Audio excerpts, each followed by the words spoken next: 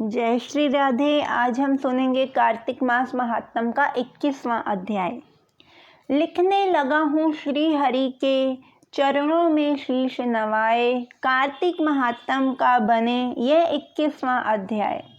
अब ब्रह्मा आदि देवताओं ने नतमस्तक होकर शंकर जी की बड़ी स्तुति की और कहा, हे प्रभु, आप प्रकृति से परे पार ब्रह्म और परमेश्वर हैं। आप निर्गुण निर्विकार व सबके ईश्वर होकर भी नित्य अनेक प्रकार के कर्मों को करते हैं। हे शंकर जी, हम ब्रह्मा आदि सब देवता आपके दास हैं।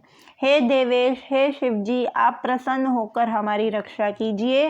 हे नाथ, हम आपकी प्रजा हैं तथा हम सदा आपकी शरण में रहते हैं। राजा पृथु से नारद जी ने कहा, जब इस प्रकार ब्रह्मा आदि सब देवताओं और मुनियों ने शिव जी की अनेक प्रकार से स्तुति करके उनके चरण कमलों का ध्यान किया, तब उसे सुन देवताओं को वर देकर शिव जी वहीं पर अंतर ध्यान हो गए। तत्पश्चात शिव जी का यश गाते हुए सब देवता प्रसन्न होकर अपने अपने स्थान को चले गए। महेशाख्यान से जलंधर का यह युद्ध चरित्र बड़ा पुण्यप्रद और सब पापों को नाश करने वाला है। ये सब सुखदायक और महेश को भी आनंददायक है। जो इन दोनों आख्यानों को पढ़ेगा और सुनेगा वह सुखों को भोगकर अंत में अमर पद को पाएगा। इसी के साथ कार्तिक मास महात्म का 21वां अध्याय संपूर्ण होता है। सुनेंगे कार्तिक मास महात्म का 22वां अध्याय। 22वें अध्याय की जब लिखने लगा हूँ बात, कि प्रभु प्रेरणा प्राप्त कर कलम आ गई हाथ। राजा पृथु ने कहा, हे नारद जी, आप कृपा करके मुझको ये बतलाइए कि वृंदा को मोहित करके विष्णु जी ने क्या किया और फिर वे कहाँ गए।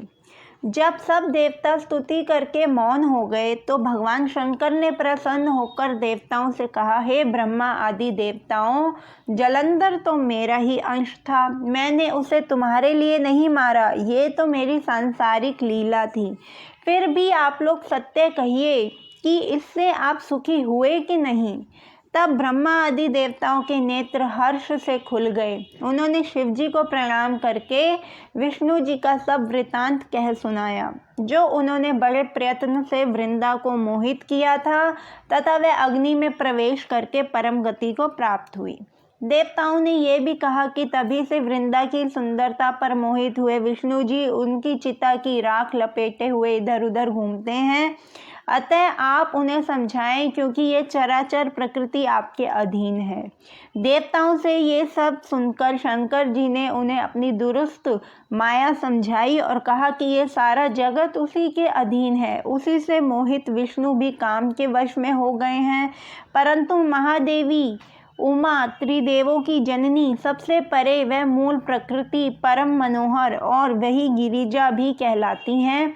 विष्णु जी का मोह दूर करने के लिए आप सब उनकी शरण में जाइए। यदि वे प्रसन्न हो जाएंगी तो आपका सब काम हो जाएगा। शंकर जी की आज्ञा से सब देवता मूल प्रकृति को प्रसन्न करने चले। उनके पास पहुंचकर उनकी बड़ी स्तुति की। तब आकाशवाणी हुई, हे देवताओं, मैं 3 प्रकार से तीनों गुणों से पृथक होकर स्थित रहती हूँ। सत्गुण से गौरी, रजोगुण से ज्योति रूप हूँ तथा आप लोग मेरी आज्ञा से यदि सादर उन देवियों के पास जाओ तो वह तुम्हारे मनोरथों को पूरा कर देंगी। यह सुनकर देवताओं के नेत्र खुल गए। वह भगवती का आदर करते हुए गौरी, लक्ष्मी और सरस्वती को प्रणाम करने लगे। सब देवताओं की भक्ति पूर्वक प्रार्थना से वह सब देवियां प्रकट हो गई। सभी देवताओं ने खुश होकर निवेदन किया। तब देवियों ने कुछ बीज देकर कहा, इन्हें लेकर जाकर विष्णु जी को दे दो, तुम्हारे सब काम सिद्ध हो जाएंगे। ब्रह्मादि देवता उन बीजों को लेकर विष्णु जी के पास गए। उन्होंने बीजों को वृंदा की चिता भूमि में डाल दिया, जिससे धात्री, मालती एवं तुलसी प्रकट हुई। विष्णु जी ने ज्यों ही उन स्त्री रूप वाली वनस्पतियों को देखा तो वह उठ बैठे।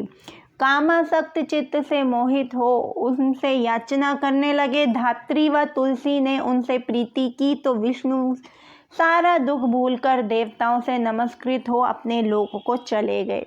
वह पूर्ववत सुखी हो शंकर जी का स्मरण करने लगे।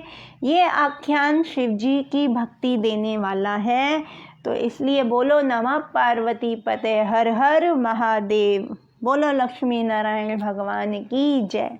जय जय श्री राधे श्याम। इसी के साथ 22वां अध्याय भी संपूर्ण होता है।